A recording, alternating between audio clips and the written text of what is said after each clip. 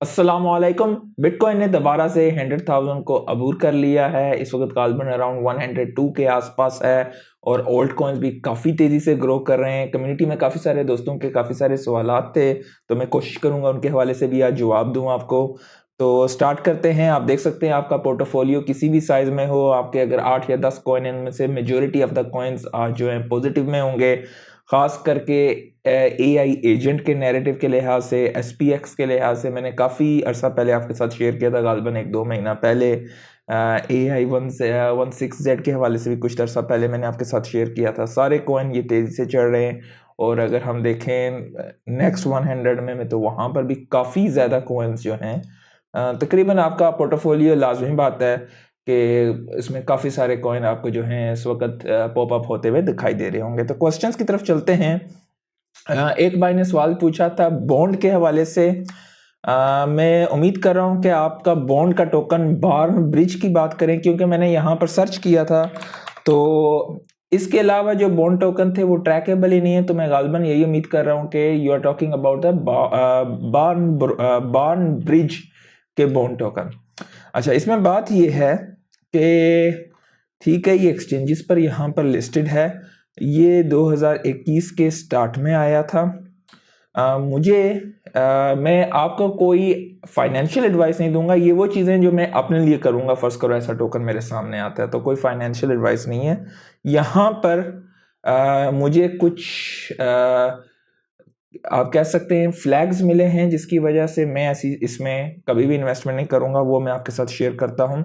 अगर आप यहाँ पर इसके एक्स के अकाउंट पर जाते हैं, बार्न ब्रिज कम्युनिटी का साइज भी काफ़ी स्मॉल है और अगर आप देखें इसकी लास्ट जो है पोस्ट वगैरह वो 2023 की हैं, कुछ भी नहीं है उसके बाद। 1 साल गुजर गया है। तो ऐसे तो नहीं होते हैं जो भी प्रोजेक्ट्स एक्टिव होते हैं। ठीक है, यहाँ पे इन एक्सचेंजेस पे पड़े हुए हैं, लेकिन मेरे नज़दीक ये एक डेड प्रोजेक्ट है। तो इसके अलावा जो है क्या बोलते हैं, अगर आप इसकी वेबसाइट पे जाते हैं तो इसकी वेबसाइट भी जो है ख़त्म हुई हुई है। तो मेरे नज़दीक इस प्रोजेक्ट में कोई दम नहीं है। अगर यही है वो प्रोजेक्ट और इस पे अगर आप गौर करें तो इसकी टोटल मार्केट कैप 4.16 मिलियन है और मेरे नज़दीक इसका कोई फ्यूचर नहीं है। ठीक है। दूसरा एक भाई ने पूछा था बीसी कॉइन के हवाले से। बीसी कॉइन भी गालबन काफ़ी सारी एक्सचेंजेस पे है। ये 2024 के शुरू में आया है और इसकी जो सर्कुलेटिंग सप्लाई है 10 मिलियन है। टोटल सप्लाई मतलब मैक्स सप्लाई इसकी 150 है और इसकी फुल एफडीवी 18.33 मिलियन है। लो कैप कॉइन है बेसिकली ये। और इसके हवाले से अगर हम देखें तो आपको एक्स पे ये मिलेगा। ये भी बहुत ज़्यादा आप नहीं कह सकते हो एक्टिव है, लेकिन 2 दिसंबर को इसकी लास्ट पोस्ट है, यानी कि 1 महीना पहले। जनरली आप कम्युनिटी के साथ ज़्यादा इंगेज होने चाहिए, चाहे वो आपका ट्विटर का अकाउंट हो गया, आपके टेलीग्राम का अकाउंट हो गया या डिस्कॉर्ड का चैनल, इनकी कम्युनिटी में ये लोग एक्टिव होने चाहिए। प्रोजेक्ट इटसेल्फ ओके है, बैकर्स वगैरह हैं, लेकिन इवन के बड़े बैकर्स हों अगर उसमें कम्युनिटी का कुछ नहीं है तो वो लूज हो सकते हैं। फिलहाल इनके ये हैं कि ये लोग 2024 में मतलब इनका रोड मैप है 2025 में क्या करना है, 2025 के दूसरे क्वार्टर में क्या करना है। तो still there is some hope. लेकिन आप कहें कि बहुत ज़्यादा आपको कुछ तो ये हो सकता है हाँ भाई कि कुछ थोड़ा बड़ा आपको रिटर्न दे जाए। अब ये डिपेंड करता है, अगर आपने 24 या 20 मिलियन डॉलर का उठाया हुआ है तो क्या उतना जाएगा। गालबन गया भी तो $4-5 का जो है मेरे नज़दीक, उससे ज़्यादा बहुत कम चांसेस हैं वो भी, क्योंकि लिटरली इसमें से जो है इसकी टोटल वॉल्यूम जो है यानी कि इंटरेस्ट जो है $313,000 का इसका 24 घंटे का इसका वॉल्यूम है। कम से कम 1-2 मिलियन का हो तो ठीक है, इसमें कोई उम्मीद होती है, लेकिन मुझे नहीं लगता कि 4-5 का भी जाए। इससे भी कम हो सकता है अगर प्रोजेक्ट एक्टिव रहता है। अगर ले खा पी के निकल जाते हैं तो इसमें कोई जान नहीं है। ये भी मेरे नज़दीक वेरी रिस्की है। ऐसे प्रोजेक्ट में मैं हाथ कभी नहीं डालूंगा। ठीक है, वो उसी सूरत में मैं डालता हूँ कि बहुत अर्ली स्टेज हो, जिस वक्त अभी किसी को पता ना हो। लेकिन ये ऑलरेडी जो है 2024 के जो है अप्रैल का आया हुआ है। सो दैट्स इट, मतलब खा पी के लोग निकल चुके हैं। यहाँ पे लोगों ने पैसा बनाया है, ये अर्ली लोगों ने, और यहाँ से वो तकरीबन लोग मेजोरिटी निकल चुके हैं इसमें। तो मेरे नज़दीक इसमें भी मैं हाथ नहीं डालूंगा। ठीक है। इसके बाद तीसरा कॉइन था एंजिन कॉइन। एंजिन कॉइन पे भी किसी भाई ने इन्वेस्टमेंट की हुई थी, गालिबन उन्होंने भी पूछा था मुझसे। ये 2017 के आसपास का है और ये टॉप की तकरीबन सारी एक्सचेंजेस पे है। इसकी सर्कुलेटिंग सप्लाई 1.79 बिलियन है, टोटल सप्लाई 1.86 बिलियन है और इस पे वॉल्यूम तकरीबन 31 मिलियन का है। मार्केट कैप जो है इसकी फुली डाइल्यूटेड वैल्यूएशन और मार्केट कैप में ज़्यादा फर्क नहीं है क्योंकि सारे टोकन तकरीबन आए हुए हैं। ये एक जेन्युइन प्रोजेक्ट है। अब ये एक ओल्ड प्रोजेक्ट में आता है Web3 गेमिंग वगैरह और ये one of the good projects में से है। आज के दौर में काफ़ी ज़्यादा नए प्रोजेक्ट्स ऐसे आ गए हैं जो कि अब इसमें क्या है, ये आपको रिटर्न देगा, अच्छा रिटर्न देगा, लेकिन क्या है कि आपका मकसद होता है, आपने जाहिर है ऐसे शादी तो की भी नहीं है, आपका मकसद ये है कि पैसा ज़्यादा से ज़्यादा बनाया कैसे जाए, तो आपको तेज घोड़े चाहिए होते हैं, वो कॉइन जो कि आपको ज़्यादा रिटर्न दे सके। एंजिन एक अच्छा प्रोजेक्ट है, ऐसा कुछ इसमें नहीं है। आप अगर इसकी देखें कम्युनिटी बहुत एक्टिव है, सारा कुछ हर रोज़ मतलब दिन में जो है आपको काफ़ी ज़्यादा 16 घंटे पहले 3 जनवरी को 2 जनवरी को इसके आ रहे हैं। तो ऐसे नए प्रोजेक्ट काफ़ी मार्केट में आए हुए हैं जो इसके कंपिटिटर्स हैं, लेकिन क्या ये आपको रिटर्न देगा? हाँ, ये आपको रिटर्न देगा। इसके हवाले से हम बात भी कर लेते हैं। मैं इसको रिफ्रेश कर लेता हूँ एक दफ़ा। इसके वाले से अगर बात करें तो ये आपको एक अच्छा रिटर्न दे सकता है। हम अगर देखें तो ये अगर इसको ब्रेकआउट करता है तो ये तकरीबन जो है आपको तकरीबन $0.5 पे इसका पहला ब्रेक है। अगर यहाँ से ये तोड़ देता है तो ये नेक्स्ट स्टॉप जो है इसका $1 है। तो आपको कुछ प्रॉफिट टेकिंग आपको इस एरिया में भी करनी चाहिए और अगर यहाँ से ब्रेक होता है तो यहाँ पर भी आपको कुछ प्रॉफिट टेकिंग करनी चाहिए, जिसके ज़्यादातर चांसेस हैं कि ये बुल साइकिल में 0.2 से जो है अगर ये पहली रेजिस्टेंस को जो कि अराउंड $0.5 के आसपास है इसको ब्रेक करता है तो $1 के आसपास जा सकता है, यानी कि 4x ये आपको यहाँ से दे सकता है बहुत आसानी से। तो ये एक अच्छा प्रोजेक्ट है। अगर आपने सस्ते दाम में उठाया हुआ है तो डेफिनेटली आप यहाँ पे पैसा बना सकते हैं। अगर आपने यहाँ पे महंगा उठाया हुआ है तो आपको सोचना है कि ऐसे इस साइकिल के कौन से प्रोजेक्ट्स हैं जिनमें अगर पैसा डालूं तो आपके लॉसेस रिकवर हो सकते हैं, तो वो आपको रिस्क लेना पड़ेगा। ठीक है। उसके बाद अगला प्रोजेक्ट है कास्पा और कास्पा जो है ये अभी तक जो है बाइनेंस पे या कॉइन बेस पे नहीं है, बड़ी तमाम एक्सचेंजेस पे आपको यहाँ पर दिखाई दे रहा है, बाकी जितनी भी हैं। तो ये एक बेहतरीन प्रोजेक्ट है, कम्युनिटी ड्रिवन प्रोजेक्ट था। इसके अलावा इसमें बहुत ज़्यादा लोगों ने रिटर्न हासिल किए हैं पिछले साइकिल में। इसकी FDV 3.55 बिलियन की है। इस पे वॉल्यूम जो है 105 मिलियन का था पिछले 24 घंटे का और इसके टोटल सप्लाई जो इसकी मैक्स सप्लाई और सर्कुलेटिंग सप्लाई में कोई ख़ास फ़र्क भी नहीं है और एक अच्छा प्रोजेक्ट है। अगर इसके हवाले से हम बात करें तो इसकी कम्युनिटी अगर आप देखें 1 घंटा पहले, 3 घंटे पहले, मतलब मुख्तलिफ आपको पोस्ट दिखाई दे रही हैं, एक दिन में 2-2 3-3 पोस्ट आपको इसके दिखाई दे रहे हैं। तो ये एक अच्छा प्रोजेक्ट है। ये कितना आपको रिटर्न पोटेंशियल है इसमें कितना रिटर्न देने का वो बात करते हैं। अगर आप गौर करें तो ये ऑलरेडी 41,482% लोगों को रिटर्न दे चुका है। It's huge. लेकिन क्या ये और भी दे सकता है? मुझे नहीं मालूम आपने यहाँ पे कहीं पे उठाया हुआ है या यहाँ पे या इस रेंज में, क्योंकि ये काफ़ी अरसे से जो है गालिबन नवंबर 2023 से इसी रेंज में फिर रहा है। ये एक रेंज बाउंड है इसकी। अगर हम इसकी रेंज बाउंड के हवाले से बात करें तो आप यहाँ पर अगर देखें तो एक ये रेंज तकरीबन 0.104 और 0.207 के दरमियान ये काफ़ी अरसे से फिर रहा है। तो नेक्स्ट इसका कहाँ पे हो सकता है? नेक्स्ट जो है जनाब इसका जो नेक्स्ट आ रहा है, अगर आप फिबोनाची रिट्रेसमेंट के मुताबिक देखें, जो नेक्स्ट 1.6 बन रहा है वो अराउंड 0.3 के आसपास बनता है। तो यहाँ से आपको तकरीबन 50% मजीद अगर इस रेंज में जाता है, अगर आप अभी लेते हैं तो आपको तकरीबन 1.5x के आसपास यहाँ पे जा सकता है। लेकिन क्या आप यहाँ पे एग्जिट होंगे? नहीं। अगर ये यहाँ से जाता है, इसको ब्रेक करता है तो आप कहीं समवेयर अराउंड दिस जोन और यहाँ पर भी जब ऊपर जाता है तो आप यहाँ पर भी थोड़ा सा प्रॉफिट लेंगे अराउंड 0.17 0.16, और उसके बाद अगर यहाँ से नेक्स्ट रेजिस्टेंस को ब्रेक कर देता है तो 0.27 के आसपास आप अपना अगला प्रॉफिट लेंगे, क्योंकि आपने लेयर आउट होना है।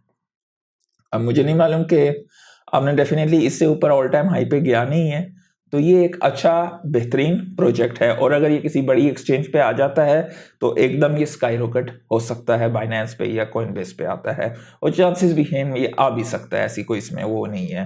तो नेक्स्ट पूछा था कि सोलाना जी, सोलाना का जो है, सोलाना ने आज बहुत अच्छा गया है, 219 पे गया है। कुछ दिन पहले ये तकरीबन 178 के आसपास आया था। हाँ जी, तो इसका नेक्स्ट जो बनता है अराउंड $433 पे बनता है, और 433 का आपको वेट नहीं करना चाहिए, क्योंकि जब ये यहाँ से ब्रेक करेगा, हाँ हो सकता है कि सोलाना का ETF आ जाए, स्पॉट ETF वगैरह, तो वो फिर एक अलग सिचुएशन बन जाती है, लेकिन क्या आप उसका वेट करोगे ये आपको देखना है, क्योंकि इसकी नेक्स्ट रेजिस्टेंस अराउंड 263 है, जो कि इसका ऑल टाइम हाई के आसपास है। अगर ये इसको ब्रेक करता है और तेजी से ऊपर जाता है तो आप यहाँ पर 370 इसके आसपास, 360 पे आप जो है इस रेंज में जो है आप अपने प्रॉफिट टेकिंग करना शुरू कर दीजिएगा। तो सोलाना के लिहाज से जाहिर है मार्केट में बहुत बुलिशनेस है, और one of the top wallet जो है वो सोलाना का जो है फेंटम में सबसे ज़्यादा इस्तेमाल हो रहा है।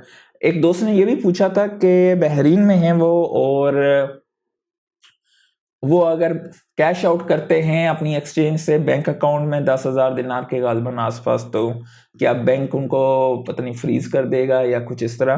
तो बात यह है कि हर एक्सचेंज की लिमिट होती है, गालबन एक हफ्ते की लिमिट 40 से 50,000 दिनार से कम नहीं होती है, इसके आसपास होती है मिनिमम लिमिट। एक हफ्ते में एक बंदा विड्रॉ कर सकता है अपनी एक्सचेंज से, उस एक्सचेंज से जो कि बहरीन में रेगुलेटेड है।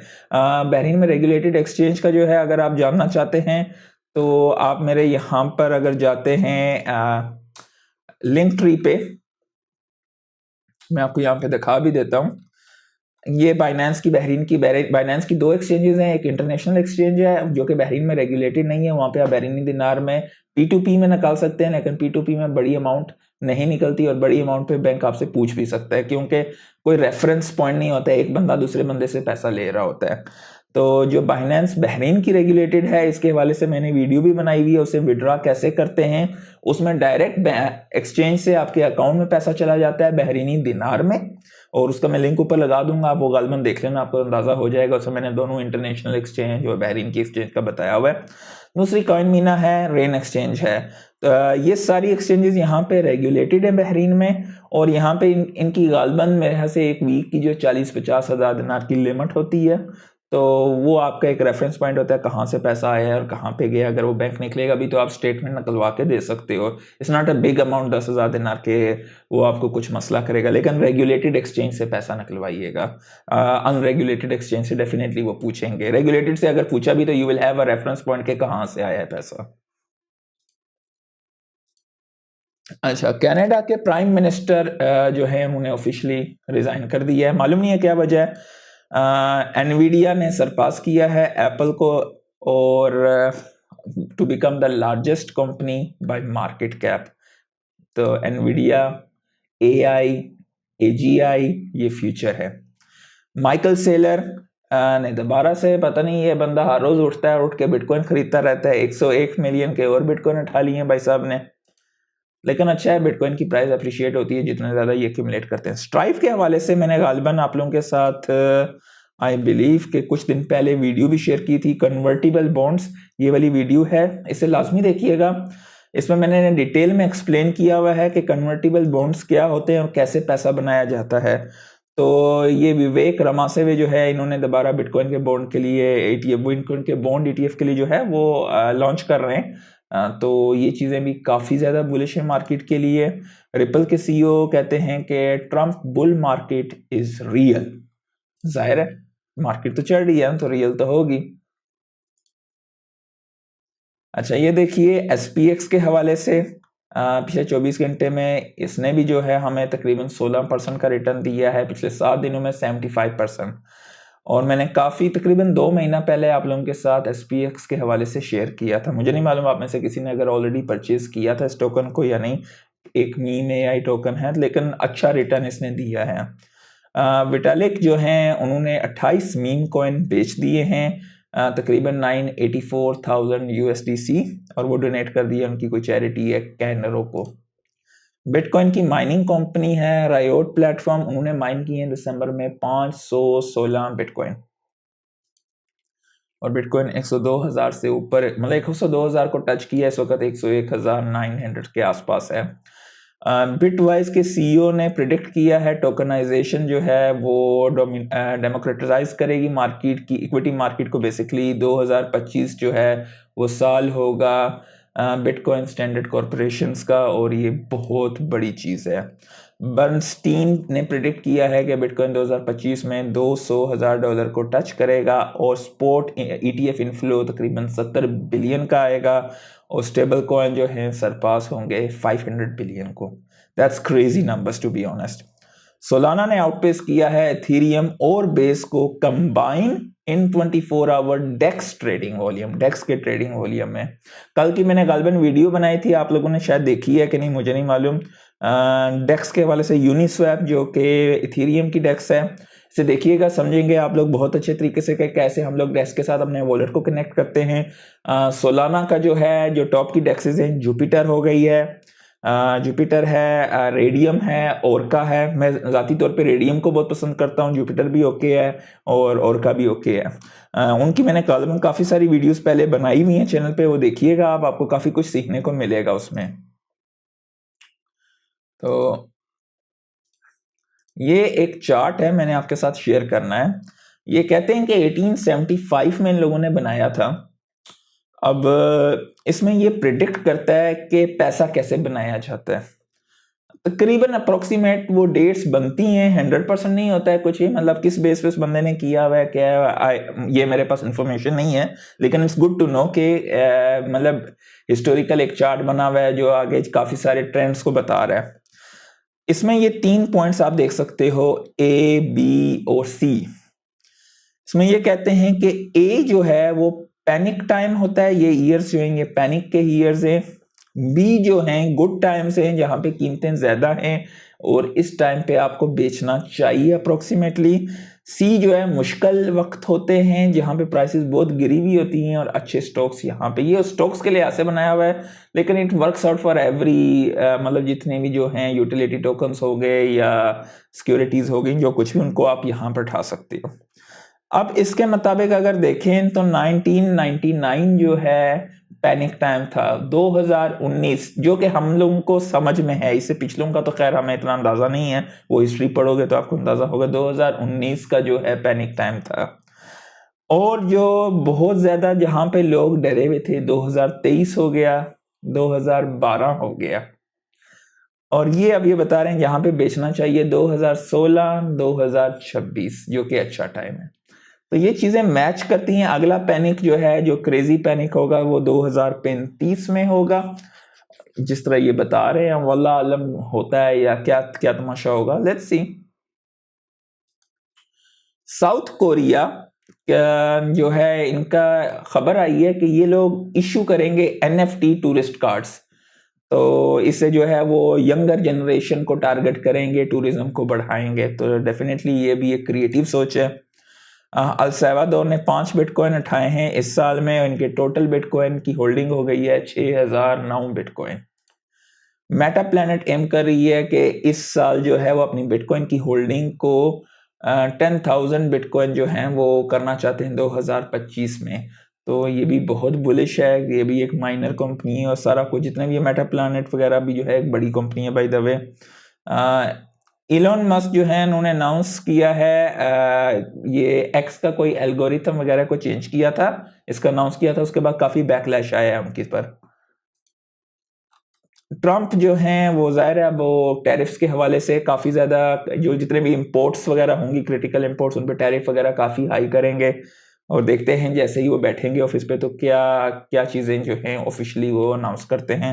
तो काफ़ी ज़्यादा इस चीज़ से भी जो है, अगर आपके कारोबार वगैरह हैं, आप अमेज़ोन पे या कहीं इधर कारोबार करते हो, चाइना से माल उठाते हो या ऐसे कंट्री से उठाते हो जो कि जिन पे टैरिफ लगेंगे, तो आप इस चीज़ का इफेक्ट पड़ेगा, तो आपको प्लान करना पड़ेगा अभी से। क्रिप्टो वॉलेट फैंटम ने कंफर्म किया है कि वो कोई टोकन लॉन्च नहीं करेगा, क्योंकि काफ़ी सारे एयर ड्रॉप के र्यूमर्स आ रहे थे। तो उन्होंने फ़िलहाल ये किया है कि उन्होंने कोई एक फ़ीचर निकाला था गालिबन सोशल डिस्कवरी के लिहाज से, तो उसके बाद ये र्यूमर आने शुरू हुए थे। तो फिलहाल उन्होंने कहा है कि इसकी बेस पे हम लोग जो है कोई टोकन लॉन्च नहीं करेंगे। अब उन्होंने क्या कहा है कि इसकी बेस पे, अब वो करेंगे या नहीं करेंगे वो एक अलग चीज़ है। यूएस में जो नेशनल बिटकॉइन रिजर्व 2025 में होगा या नहीं होगा, उसके 40% चांस, मतलब वो गैलेक्सी डिजिटल जो है वो प्रिडिक्ट कर रही है कि 5 मुल्क हो सकते हैं 2025 में जो कि बिटकॉइन को रिजर्व एसेट बनाएं। लिक्विडेशन शॉर्ट्स का बेड़ा गर्क हुआ है। $136 मिलियन की शॉर्ट की लिक्विडेशन हुई है और 83 मिलियन लॉन्ग की लिक्विडेशन हुई है। टोटल 220 मिलियन की लिक्विडेशन हुई है।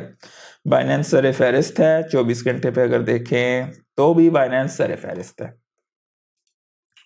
ग्रीड आ गया मार्केट में और मार्केट कैप 3.59 ट्रिलियन की है।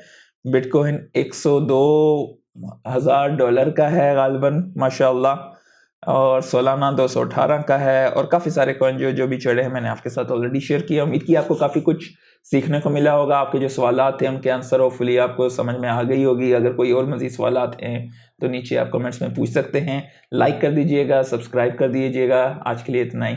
अल्लाह हाफिज़।